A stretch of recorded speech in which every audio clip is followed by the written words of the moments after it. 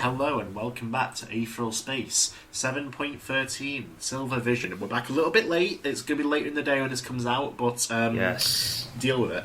You know, tough. That's my fault. I did a bad, but I'm a good now. This guy was a bozo. But now I was a bozo. But now I'm an ozob, which is the opposite of a bozo. Impossible. Awesome.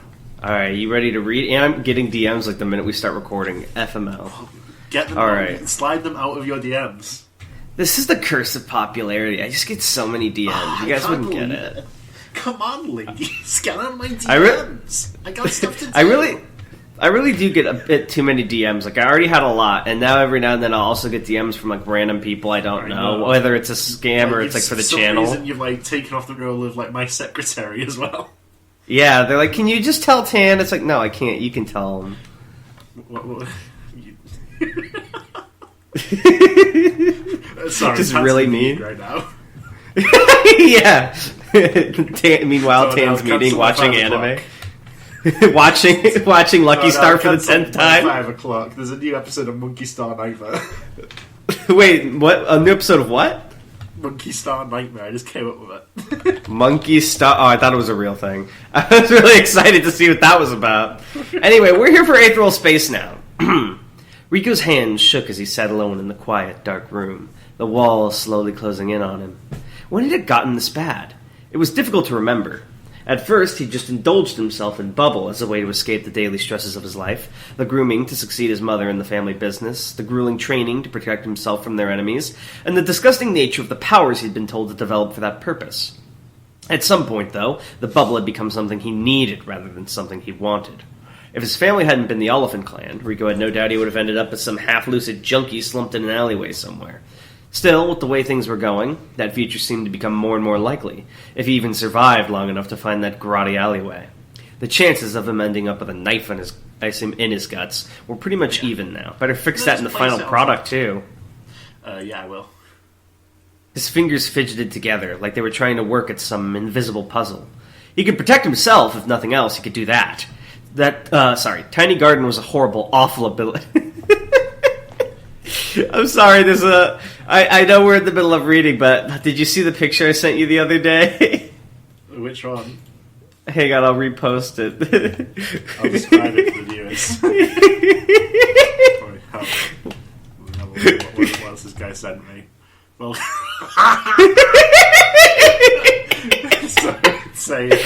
it's a edgy image of Professor O looking saddened, and he's saying, "Welcome to this horrible, awful." I forgot. I laughed like a duck there. Like a duck? Tiny Garden was a horrible, awful ability, but it was one that would keep him safe without fail.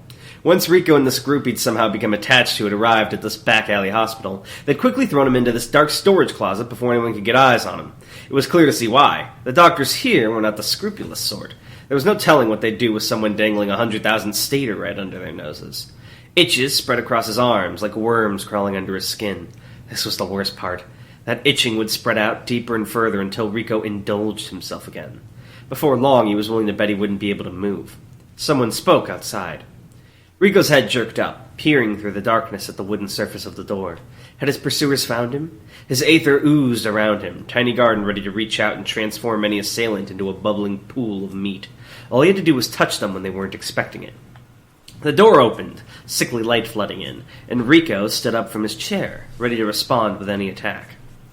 It wasn't one of the hunters, though. It was the Cogitant who he'd brought here, the guy with the silver hair, dragon or something, based. His face even paler than it had been earlier. He was breathing hard. I love this because it implies Dragon is not a common name. He's just the MC. Dragon? What kind of fucking name do you have? We need to go. Leader? He said simply. What kind of fucking Pokemon would Dragon use? Yeah, that's the question of the week. What Pokemon would the characters have? Yeah. Skipper would be a normal type trainer, I think. No, Skipper would absolutely... He would be, like, all normal type, but it'd be like... No, he'd have all weird Pokemon. Like, Jinx would be on his team, and Mr. Mime, and fucking... What's another goofy-ass Pokemon? Bidoof. He'd have Bidoof. He'd have, what's that one that's, like, dizzy all the time? Spinda? Spinda, you'd have a Spinda. Spinda is an absolute skipper. Oh, we'd have an Exploud, right? Because he's skipper. That'd be his ace. Yeah. Yeah, he'd be like, he's just like me. I could use my... Never mind. Dude, what if he like used in this alternate universe? Yeah, he's gonna use Aether on his Loudred to put his heartbeat everywhere. That's how I make a Mega Evolve. He really, now that I'm thinking about it, his power is lit, because I'm pretty sure that's exactly how Exploud and Loudred work, is they use their heartbeat as like the sound that they emit. So I'm pretty sure Skipper is just the Pokemon. No, but I'm dark. What's going on? Needless to say. Oh, absolutely. What's going on? Rico asked nervously, trailing behind the group as they marched out of the hospital, the leader flinging the doors open with a mechanical arm. Dear Miss Delced looks to have gone walkabouts, the man in the green coat said, grimness peeking through the strained smile on his face. As responsible adults, it's our job to go find her, yeah? Rico furrowed her brow. Wait, his brow, sorry? Her? Rico flushed emoji? He furrowed someone else's brow. He was reaching over. Rico furrowed his brow. Huh? Who? Serena, growled the cute girl with the red hair. Oh, dude, Rico's got taste. Rudy or something. Oh my god. Come on, Ruth's a name at least. You can't use that gag twice. I just did. Rudy or something as she glanced back at him. The girl we were with, the one who lost her foot. She was pissed off, so she's gone to get revenge. Without her foot? Yeah, Dragon nodded, walking alongside him. I can't tell if that's an on-purpose dragon or not. This is on purpose. He does not know what Dragon's actually name is. Dragon nodded, walking alongside him. These kinds of places usually undercut the panacea, so it takes longer. That way they can make you pay more for the room. If someone came along with a pure supply... Rudy, actually it might have been Ruth, looked at Dragon. What, you think there was someone else there? The cool night air flowed around them, sending goosebumps rippling over Rico's itchy skin. In this district, a holographic crescent moon hung high over the buildings, bathing them in pale light. Dragon answered Ruth. I don't know, he said, rubbing my temples. Rubbing his temples? What the fuck was that? You gotta fucking edit the original chapter you put out. I did. Oh my god. I get this feeling like there should have been someone else there, but I don't know why I think that. Skipper leaned over the edge of the building, his gray eyes carefully scanning the crowded streets below. Common thing with Godgetants, Mr. Adrian, he murmured. You noticed something, but you didn't notice that you noticed it. You get me? I am definitely not doing the Skipper voice right. Something is wrong with me today. Help me, Tim. Don't worry, you're doing it fine. Everyone can tell who it's meant to be. It's in the Skipper zone. But I'm not doing it. But I'm not doing it correctly, though. Right? Maybe it's a ditto. Well, it's a little off, but you've been through a lot. Common thing with Godgetants, Mr. Adrian, he murmured. You noticed something, but you didn't notice that you noticed it. You get me? No. What the fuck are you even saying? Brains work funny. You get that? Dragon nodded wearily. Don't suppose she's down there? Nope. Skipper sighed, stepping away from the ledge. Okay. This is fine. Well, no, it's not. It's actually pretty awful. But we've got to maintain our positivity here. Bruno and Serena are missing, but even with better panacea, they couldn't move far with the state they were in, yeah? Thoughts, Mr. Adrian? Wait, Rico blinked. Who's Bruno? Someone else is gone? Bruno's the boy we were with before, Ruth snapped at him with surprising ferocity. The one who lost his foot. Try and keep up, man. Dragon just ignored him entirely, looking up at Skipper as he spoke. Yeah, poor Rico. He's just going through, like, serious drug withdrawal, and everyone's like, shut up, Rico! No one cares about you. Didn't you even read the other chapters, Rico? Fuck. If they were Sorry, I don't know. That was so funny. If they were trying to get out of here, but they weren't in a state to move quickly, they'd have gone for the nearest public transport. Ruth frowned. What, like a taxi? The Cogitant shook his head. No, they wouldn't be able to count on those being available. This place uses monorails, right? I'd be willing to bet Bruno looked over some maps of the area before we went to the Oliphant meeting. He's careful like that. In a flash, he had his script out, flicking through maps of the district with a thumb. Okay, I'm going to try my hardest, and you let me know if I do the Skipper right. No problem. Skipper rubbed his hands, organic and metallic, together, producing a strange scraping sound. All right! Which way would they have headed, little buddy? Mm-hmm. Yeah, it's fine. Did it? I did it? Yeah. Am I back? Okay. I didn't even realise it was you at first. I thought it was Joe Warburton. I feel like I lose the Skipper a little more every episode. By the finale, it's just going to sound like me. Every time you've said Skipper, apart from the first time you have said this. I know, and every time it gets worse when I listen back to it. I can feel it in my bones. There's 2 stations with about equal distance from here, Dragon replied, holding his script up towards them. And don't ever call me little buddy again, you freaking baka. Of course not, Skipper lied, waving a hand. But this is a tricky one. 2 places to check and 4 of us here. After what happened last time, I don't really want to split up. But... Rico stepped forward. Things were moving at an absurd pace here, and he'd been sucked along with it so far, but there was only so much he was willing to take. Hold on a second, he interrupted. Why the hell am I being counted as part of this? I don't even know you people! Skipper blinked. It seemed that this defiance was a possibility that had never even occurred to him. Awkwardly, he scratched his cheek. Well, he drew out the word, if you really want, we can leave you right here. If you're 100% confident nobody will find you hiding out in that closet, you're welcome to, take up residence. Rico narrowed his eyes. He'd brought an injured friend here once, after a car accident they hadn't wanted on the books. His face was known, and he wasn't sure those doctors would turn their scalpels on him if the pay was sufficient. Asshole, he muttered. You just want some reward for my family, right? Look good being the one to bring me back? Exactamundo, my little man! Skipper snapped his fingers, ignoring the scorn in Rico's voice. Well, that's that then. Me and Dragon will check out the first station. Ruth, you take Ricky here to the other station. Make sure he's not spotted. Ruth nodded before suddenly reaching over and grabbing Rico's arm. He winced. It wasn't like he disliked the attention, but her grip was really tight. Dude, Rico is our guy. He too loves some muscle girls. Rico is very horny. I can't tell if it's Rico's horny or if Tan got a little horny writing. I'm just saying. I don't have. But something's going on in this chapter. Okay. Come here, she muttered, red aether crawling across her arm. And a second later, Rico felt a weight on the front of his face as a recorded mask manifested there, red lenses tinting the world scarlet for him. Panic swelled for a moment, and his hands groped in vain at the metal plate covering his head. His aether hadn't been ready to defend at all. If that had been some kind of attack, it could have been devastating. Ruth pulled his hands away, and then flipped his hood over his face. Keep that up, she ordered. This way nobody'll see your face. You don't think a man with an iron mask will attract attention? Oh, wait, that's Dragon. You don't think a man with an iron mask will attract attention? Dragon raised an eyebrow. Also, why is he still Dragon? Skipper said Dragon aloud. Come on, Rico. Keep up. Idiot. Rico Baka. That's what the hood's for, obviously, Ruth replied, grinning. Mask is, I just realized that's what I said. That's what the point of the mask is. We're wasting time talking about it anyway. Let's get going. Skipper offered a lazy salute as he climbed up onto the ledge, his free arm swaying as he did his best not to fall off. Godspeed, kiddo. Don't go dying on me now. Ruth's grin widened. Same to you. And with that, Skipper let himself fall backwards, disappearing out of sight. Rico's gasp of shock and horror could be heard, filtered as it was by the mask, but there was no need. With a boom a second later, Skipper rose back up, floating in the air using some kind of shock waves erupting from his hands and feet. Fucking Iron Man over here. He grinned at that. A lot of grinning this chapter, before turning and zooming off in the direction of the station. Dragon simply sighed. The noise cutting off partway through as his body fizzled away into electric blue aether.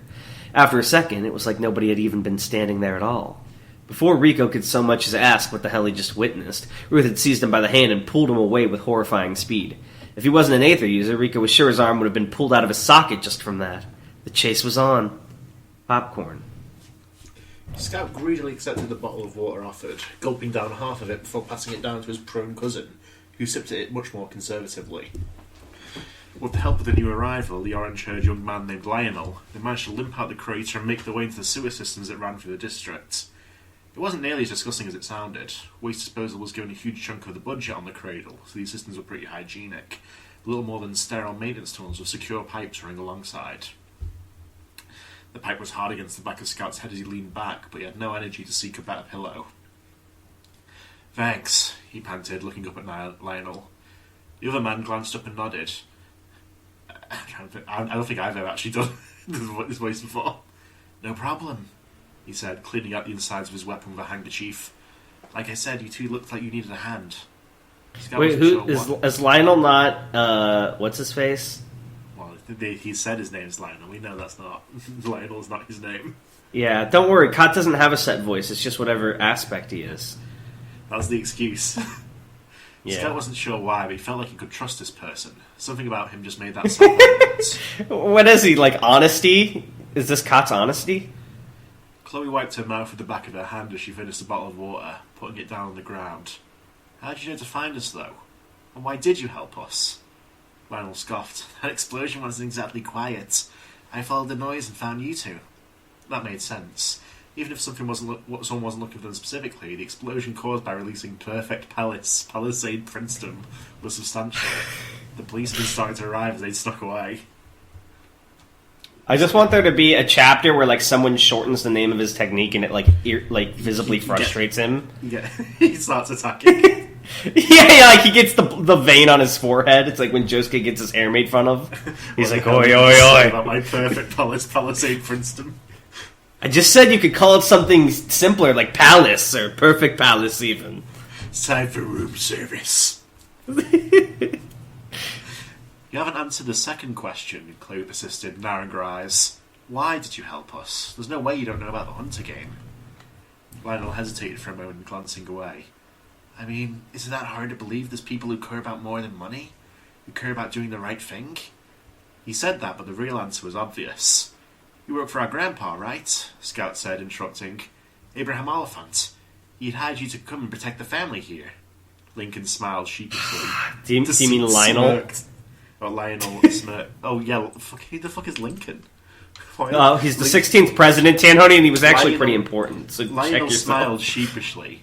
Deceit smoked devilishly. That's like number one on top 5 Tanhony tropes is like the immediate turnaround.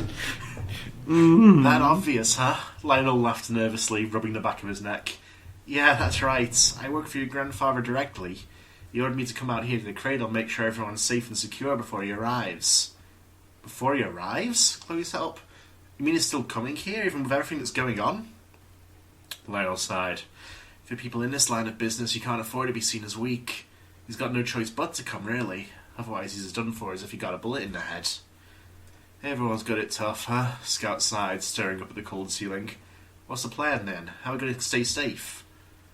Lionel clicked his tongue. It was clear to the Scout that the young man knew what he was talking about, and so he leant forward to listen to the advice. There's safety in numbers, Lionel said seriously, and right now the family's scattered. We don't even know 100% where everyone is right now. First order of business is regrouping. Easier said than done, Chloe grumbled. If that pessimistic attitude was an obstacle, Lionel didn't let it show. He simply pressed on, gesticulating with his hands as he explained. One of the big problems is the fact that communication between family members has been cut off. We can deal with that and bring everyone back together in one fell swoop. Do you guys know about the security systems on the cradle? Scout shook his head. He didn't see Chloe, but he was willing to bet she'd done the same. It uses something called Silver Vision, Lionel went on. Everyone that boards the cradle has a script tag, and from them the auto brains that maintain the station automatically track them wherever they go. Jesus. So what happens if you just don't have a script? Well, then you're lame and a nobody, so we don't care what you're doing. Damn. Some excitement seemed to finally enter Chloe's voice. We can use that to figure out where everyone is? Lionel nodded. If we get to the main security complex and seize control of Silver Vision, we can track everyone down and bring them together. Another truth was going unsaid. It was obvious. But if the people trying to kill us get hold of the system, Scout muttered, they'll be able to chase you wherever you go, Lionel confirmed. It should be a hold, Tanhony. It's okay, I fixed it. What was it before? I didn't say. It was a hold one word instead of 2 words. That works as well, though. Does it? Because look what happens when you put it back. Because it's using incorrect spelling. Is it? Yes. Did you just put ignore dictionary? That grim connotation settled in the dark tunnel, a flare of danger running through all their bodies. Just like that, they were in imminent peril again.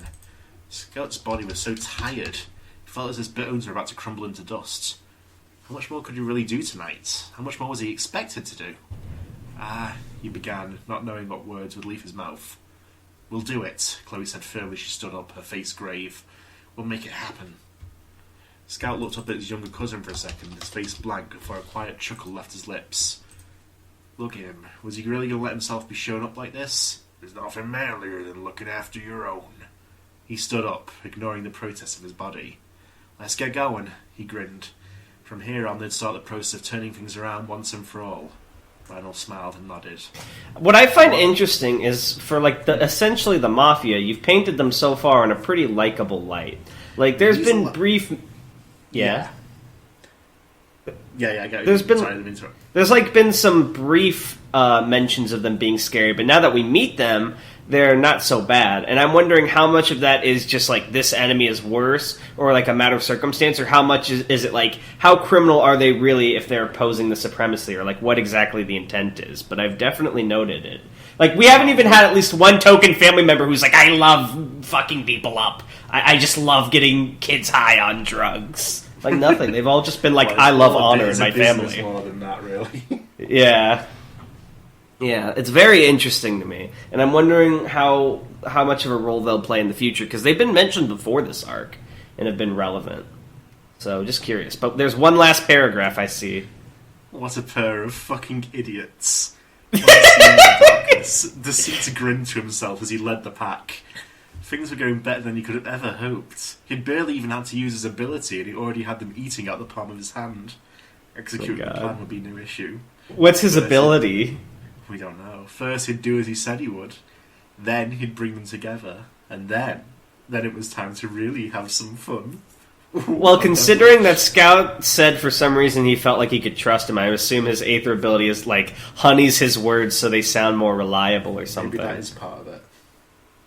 Like, my siren song. I cast suggestion. This is pretty crazy. I think the one thing Aetheral Space is still missing is a character who drinks the truth-telling necklace. You know what I mean? Just wonder what would happen. I should have gained its power. That's what it should have become part of my being. That's what Deceit did, and now he's stronger for it. But yes, that was 7.13, Silver Vision. That was a good ass chapter. I really liked it. Subtle. What's going on with Rico? I'm curious if he because he seems particularly what's the word I'm looking for? Like, he's being dragged along by the group in a way almost similar to how Dragon has been dragged along. So I almost wonder if he's going to be like another entry. Because like with Lily and the others, they were more like, all right, we're going to team up in an agreed thing. But they've just kind of pulled him into their fuck shit. And with I don't know, man. He seemed pretty fond of that Ruth lady. I wouldn't blame him if he stayed around. You know, I'd stay around too, if you know what I'm saying. This is Niall's self-insert. What can I say? Finally. What can I say? Well, that was All right. 7.13. Yeah, the Thank third you. question is, what Pokemon teams will the characters have? Yes, and don't forget to fix the Royal Road version. But yeah, did you see... Oh, wait, did you see Corgo's been reading again? No, I did not. They're not very far yet, but go to our fan work channel, and they did... I don't even remember what it was in reference to, because it was from, 2.3, but they, drew something about, what we were saying or something, and it's very cute. I'm gonna have to watch 2.3 again later. Woot! I don't even... Who was trying to be killed? The episode's over. Bye. Oh, okay, sorry. Bye.